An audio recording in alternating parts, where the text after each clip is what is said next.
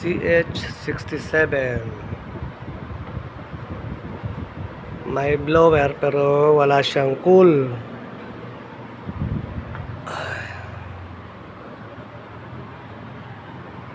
Check po muna natin kung anong problema.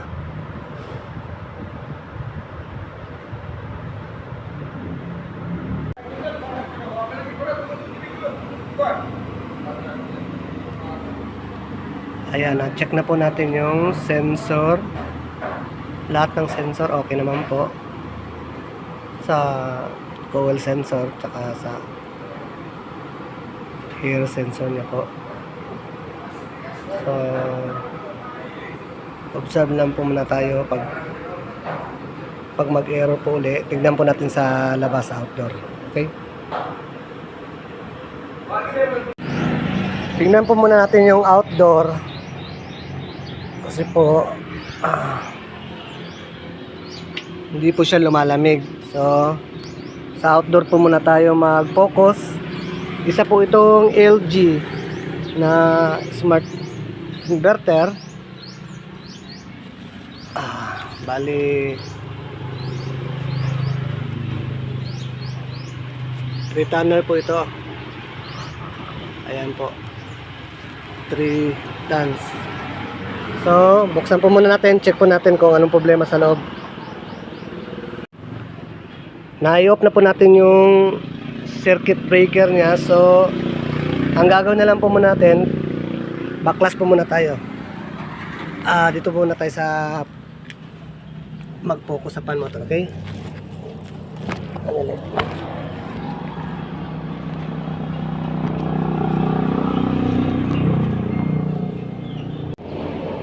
Okay.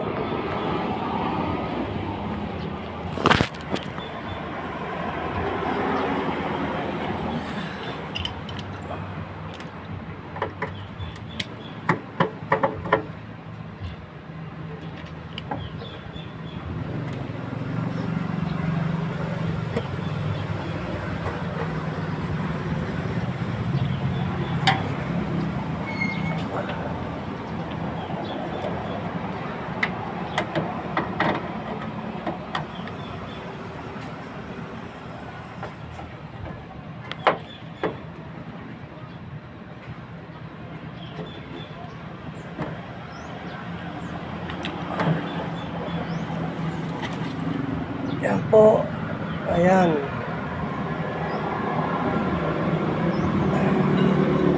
Ayaw maikot. Nako. Ano nangyayari dito? Pan motor yata ang sira. Ayan, hindi ko maikot. Bigas kaya.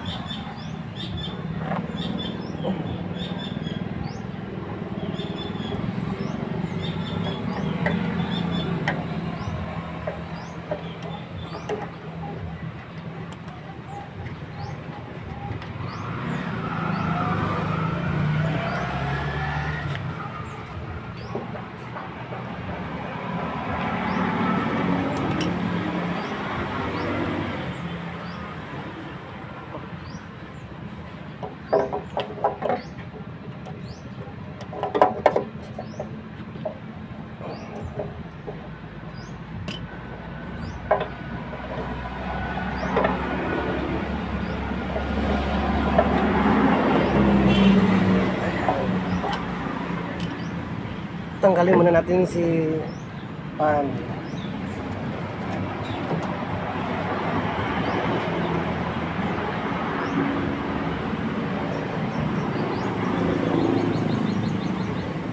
Start up po ang pan motor natin. Ayan. Ako. Patay.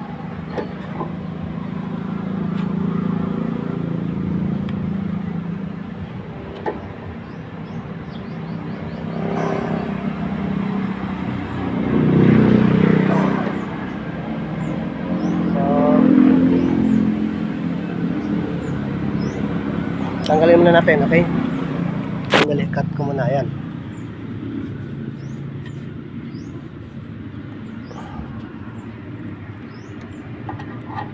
Ayan.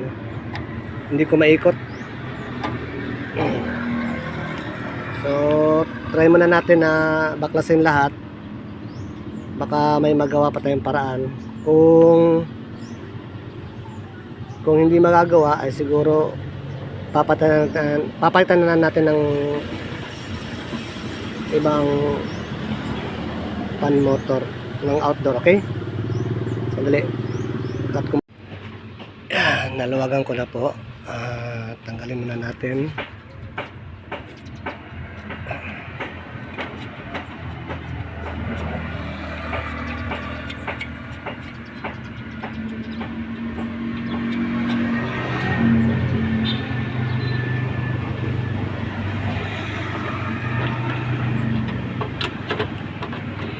Adjustable muna na ang gamit natin ngayon kasi hindi tayo nakapaghanda. So hirap ng hindi kompleto ng tools. So ayan.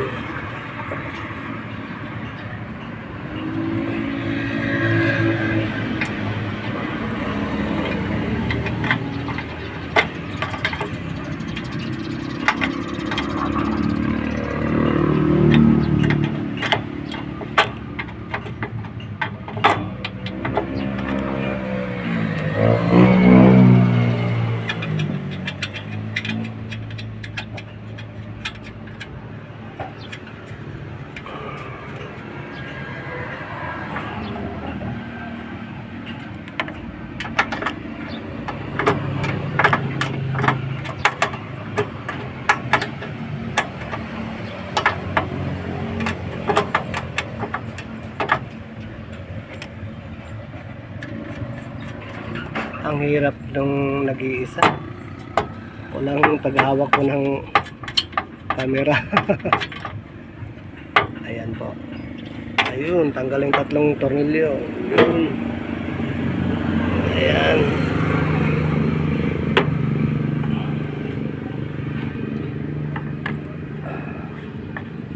Ito po yung nameplate niya.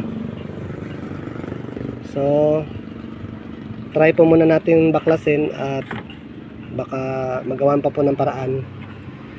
Okay?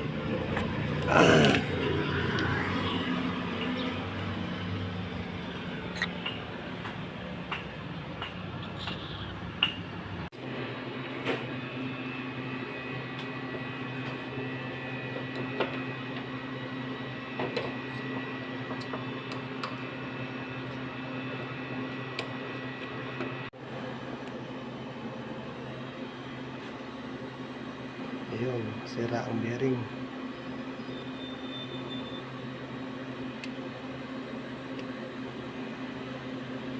Nossa.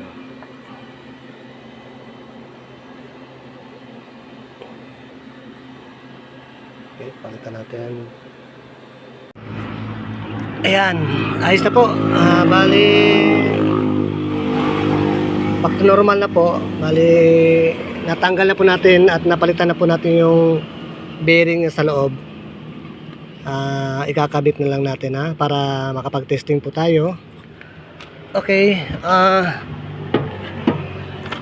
ano nga pala, bali ang bearing nga pala nito hindi siya magkapareho ng sukat. Bali ang nasa likod ho, maliit na bearing po. Kung di ako nagkakamali, parang 608 yata ang sukat niya.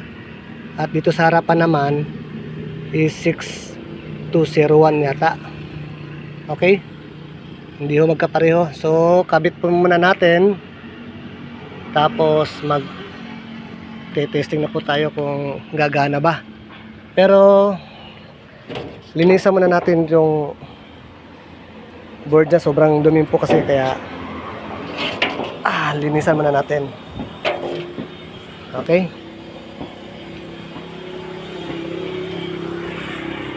Eto. May blower po tayong dala. So, linis.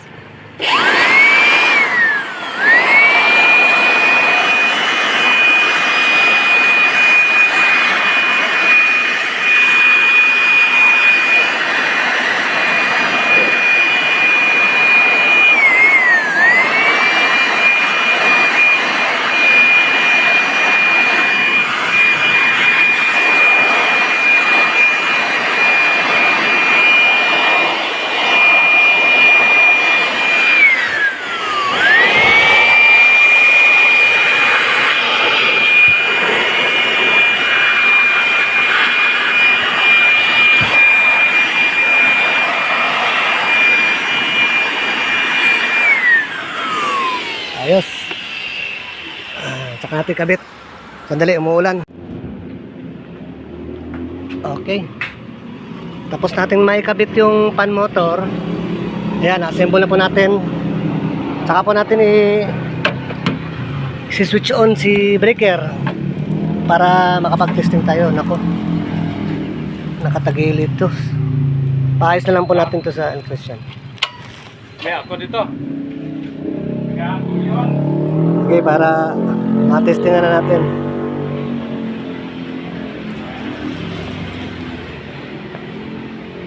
Sige sir, switch mo sa loob.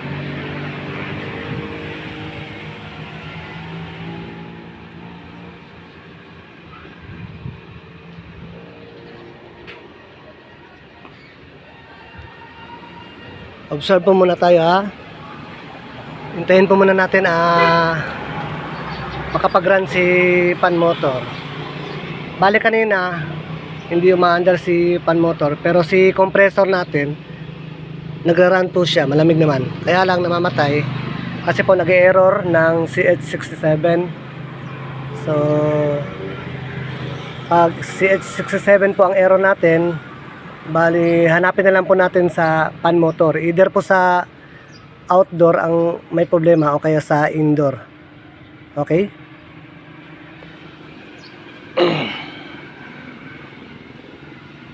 Hintay po muna sandali.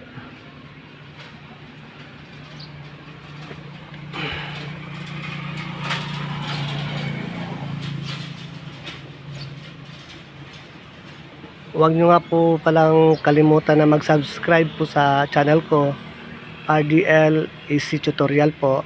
At sana po may matutunan po kayo kahit konti. Buksan to temperature. RDL AC Tutorial, at paki-subscribe po, paki-like and share na rin po, at paki-hit na rin po yung notification bell para sa susunod kong mga video ma-update ko po kayo. Okay? Okay. Hintay po muna tayo sandali. Bali naka-switch on na po yung indoor natin. Hintayin na lang po natin na makapag-run si outdoor.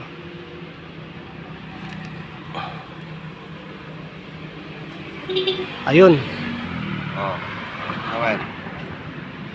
Naandar na po yung pan outdoor natin. Lemon. Ayan. So may binubuga na po siya na mainit na hangin. So ang compressor natin, ayan, nakapag-run na rin po. 20 ang setting, Malamig. pero ang kuan niya 30. Ang kainiton sulod. Okay na po yan. Okay. Ayos na po ang outdoor natin. At ingat sa inyong lahat. Salamat. Bye bye.